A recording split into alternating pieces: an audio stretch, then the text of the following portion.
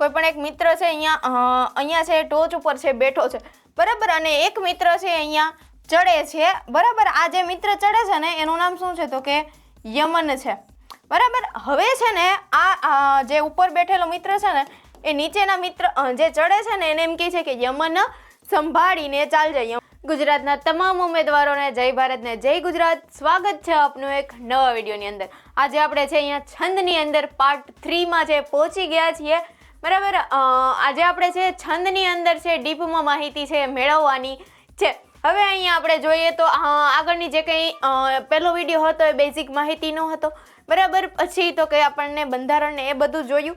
હવે આગળ છે એની અંદર કેટલા અક્ષરો આવે છે બરાબર. આ બધી માહિતીઓ છે અહીંયા મેળવવાની છે.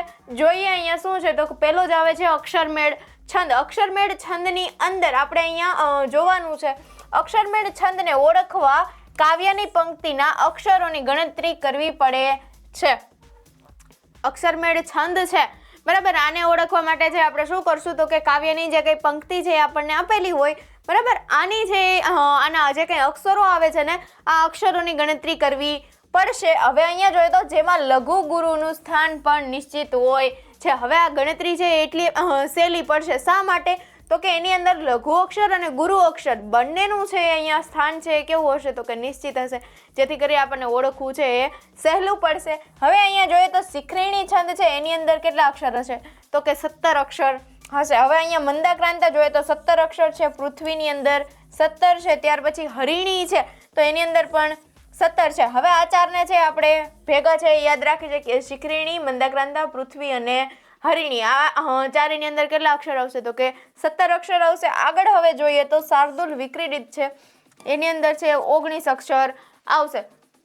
હવે અહીંયા જોઈએ તો સ્ત્રગ્ધરા બરાબર એની અંદર છે કેટલા આવશે તો કે 21 અક્ષર આવશે. ત્યાર પછી જોઈએ તો વસંત તલિકા એટલે કે એની અંદર આવશે 14 અક્ષર બરાબર. હવે આગળ જોઈએ શાલિની છે તો એની અંદર 11 અક્ષર આવશે. ત્યાર પછી ઇન્દ્રવ્રજા છે એટલે કે એમાં પણ છે શું આવશે તો કે 11 અક્ષર આવશે. પણ એની જો વિશેષતા કંઈક આપેલી છે, પ્રથમ અક્ષર છે કેવો હશે તો કે ગુરુ હશે. અહીંયા જોઈએ તો ઉપેન્દ્રવ્રજા એમાં પણ છે 11 અક્ષર હશે અને પ્રથમ અક્ષર છે કેવો હશે તો કે લઘુ હશે.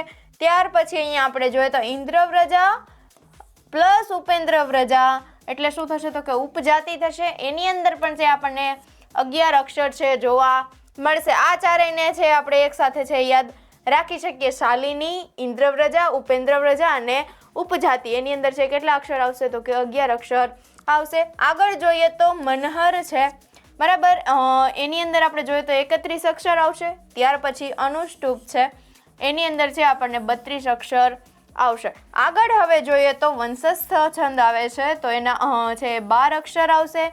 આગળ હવે અહીંયા જોવા જઈએ તો ઇન્દ્રવંશા છે તો અહીંયા 12 આવશે. તોટક છે એની અંદર 12 આવશે.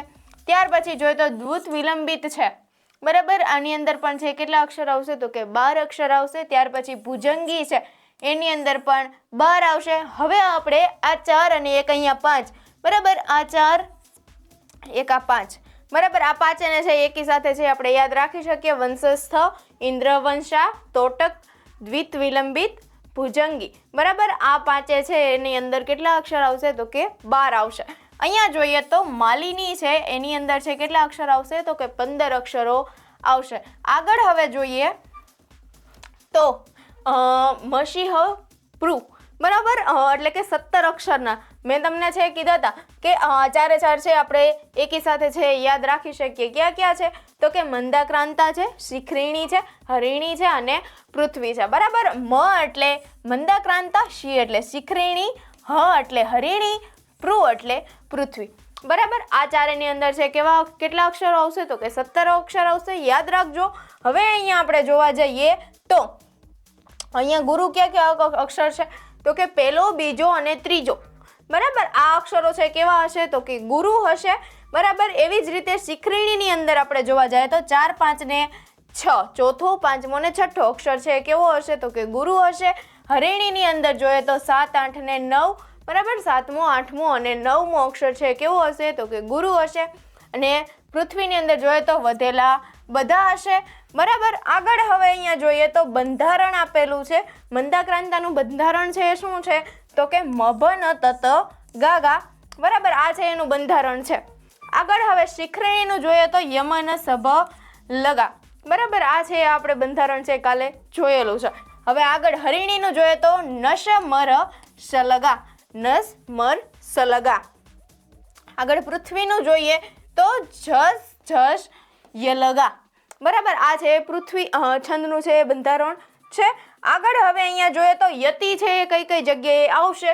બરાબર, મંદાક્રાંતાની અંદર આપણે જોવા જઈએ તો છઠ્ઠા અને 12મા અક્ષરે છે ને યતિ આવશે. કેટલા અક્ષર આવશે તો કે છઠ્ઠા અને 12મા અક્ષરે યતિ આવશે. શિખરણીની અંદર આપણે જોવા જઈએ તો તેમાં પણ છે સેમ છે, છઠ્ઠા અને 12મા અક્ષરે યતિ આવશે. આગળ હવે આપણે છે હરિણીની અંદર જોવા જઈએ તો 6 અને 10. બરાબર, છઠ્ઠા અને 10મા અક્ષરે છે આપણને યતિ આવશે. આગળ અહીંયા જોઈએ તો પૃથ્વીની અંદર 8 કે 9. બરાબર, 8 અથવા તો 9 અક્ષરે છે અહીં યતિ જોવા મળશે. બરાબર, આ બધા છે શું થયા તો કે એક જ આપણે સૂત્રની અંદર છે આ જે 4 છંદ હતા એને છે બાંધી લીધા છે. બરાબર, આ 4 છે એક જ આપણે સૂત્રની જેમ પાકા કરવા હોય ને તો એ છે થઈ જશે. બરાબર, હવે આગળના જોઈએ છંદ. તો હવે આવે છે આપણે અહીંયા મંદાક્રાંતા છંદ. બરાબર, મંદાક્રાંતાની અંદર શું છે તો કે અક્ષર કેટલા હશે તો કે 17 અક્ષરો હશે. આગળ જોઈએ બંધારણ છે. બંધારણ તો કે મભન તત ગાગા. મભન તત ગાગા આ છે મંદાક્રાંતાનું જે કંઈ બંધારણ છે. હવે આગળ એની ઓળખ છે શું છે તો કે 1, 2 અને 3 એટલે કે પહેલા, બીજા અને ત્રીજા અક્ષર એ શું હશે તો કે આ અક્ષરો છે શું હોય તો કે ગુરુ હશે. ત્યાર પછી યતિ છે ક્યાં આવશે તો કે ચોથા અને 10મા અક્ષરે યતિ આવશે. ત્યાર પછી અહીંયા જોઈએ તો કે મંદ મનન ભણતો ન હતો પણ સારું ગાતો હતો. આ છે એનું ઉદાહરણ તરીકે છે અહીંયા લીધેલું છે. આગળ હવે જોઈએ તો અહીંયા જોઈએ તો શિખરણી છંદ છે. શિખરણી છંદ છે એ કઈ રીતે આપણે જોઈએ તો આગળ તો કે અક્ષરો છે એમાં 17 આવશે. બરાબર, હવે અહીંયા બંધારણ છે. બંધારણ છે એનું શું છે તો કે યમન સભ લગા. યમન સભ લગા. હવે આપણે છે ને અહીંયા શિખરણીની અંદર છે ને એક સરસ મજાનો શિખર છે, પર્વત છે, અહીંયા યાદ છે રાખી શકીએ છીએ. અહીંયા કોઈ પણ છે મિત્ર છે. બરાબર, કોઈ પણ એક મિત્ર છે અહીંયા છે ટોચ ઉપર છે બેઠો છે. બરાબર, અને એક મિત્ર છે અહીંયા ચડે છે. બરાબર, આ જે મિત્ર ચડે છે ને એનું નામ શું છે તો કે યમન છે. બરાબર, હવે છે ને આ જે ઉપર બેઠેલો મિત્ર છે ને એ નીચેના મિત્ર જે ચડે છે ને એને એમ કહે છે કે યમન સંભાળીને ચાલજે. યમન સભ લગા એટલે કે યમન તું ચડે છે પર્વત તો છે સંભાળીને ચડજે. બરાબર, એટલે શિખરણી છંદ છે તમે યાદ રાખશો. આ જે વાક્ય છે યાદ રાખજો કે યમન તું સંભાળીને ચડજે. બરાબર, એટલે આ છે આપણને યાદ રહી જાય યમન સભ લગા. આગળ જોઈએ તો ઓળખ છે એટલે કે 4, 5 અને 6 અક્ષરે શું હોય તો કે ગુરુ હશે. ચોથો, પાંચમો અને છઠ્ઠો અક્ષર છે કેવો હશે તો કે ગુરુ હશે. આગળ જોઈએ તો યતિ એટલે કે 6 અને 12 અક્ષરે આવશે. યતિ એટલે કે વિરામ છે એ ક્યાં આવશે તો કે છઠ્ઠા અને 12મા અક્ષરે આવશે. આગળ જોઈએ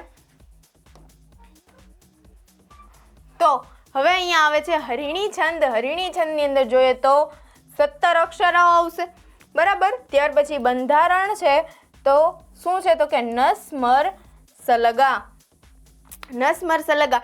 બરાબર, હવે આ બંધારણ છે ને આનું યાદ રાખવું હોય ને તો આપણે એક જંગલ છે ઇમેજિન કરજો. બરાબર, કે એક જંગલ છે, જંગલની અંદર છે આગ લાગેલી છે. બરાબર, હરિણી છંદ છે એટલે એના ઉપરથી છે આપણે હરણ છે એ યાદ રાખશું. હરણ છે એ જંગલમાં છે. બરાબર, જંગલમાં છે આગ લાગે છે જેથી કરી અને હરણ છે એની નસો છે ને એ છે બળી જાય છે. બરાબર, અને હરણ છે કેવું પામે છે મૃત્યુ પામે છે. બરાબર, જેથી છે શું થયું એનું આખું સમજાણું તમને કે નસમર સલગા નસો બળવાને લીધે હરણ છે એ મરી જાય છે. બરાબર, એટલે નસમર સલગા.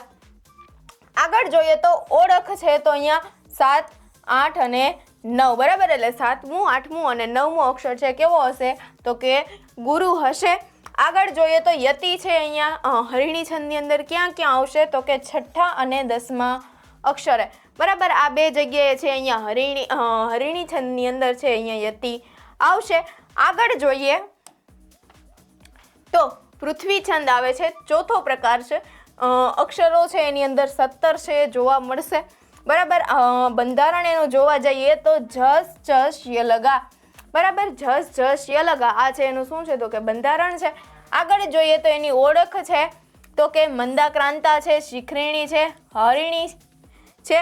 આ સિવાયના આ 3 જે છંદ છે ને એના સિવાયના છે એ બધા કેવા હશે તો કે પૃથ્વી છંદ હશે. આગળ અહીંયા યતિ જોઈએ તો 8 અને 9 બરાબર. 8મા અને 9મા અક્ષરે છે એ આપણને પૃથ્વી છંદમાં યતિ છે જોવા મળશે. આગળ જોઈએ હવે તો હવે અહીંયા છે આ 5મો છંદ છે આવે છે સ્ત્રગધરા. એની અંદર છે આપણે જોવા જઈએ તો અક્ષરો છે 21 આવશે બરાબર. સ્ત્રગધરાની અંદર અક્ષરો કેટલા હશે તો કે 21 આવશે. ત્યાર પછી બંધારણ એનું જોઈએ તો મર ભન ય બરાબર. મર ભન ય. ત્યાર પછી અહીંયા જોઈએ તો એની યતિ છે આપણે સ્ત્રગધરાની અંદર યતિ છે ક્યાં ક્યાં આવે છે તો કે 7મા અને 14મા અક્ષરે છે અહીંયા યતિ આવશે બરાબર. તો અહીંયા છે આપણે 5 પ્રકારો છે અહીંયા 5 પ્રકારો લગી છે જોયું. બંધારણની શોર્ટકટ છે અહીંયા જોઈ. તો મળીએ છીએ નેક્સ્ટ લેક્ચરની અંદર. Thank you.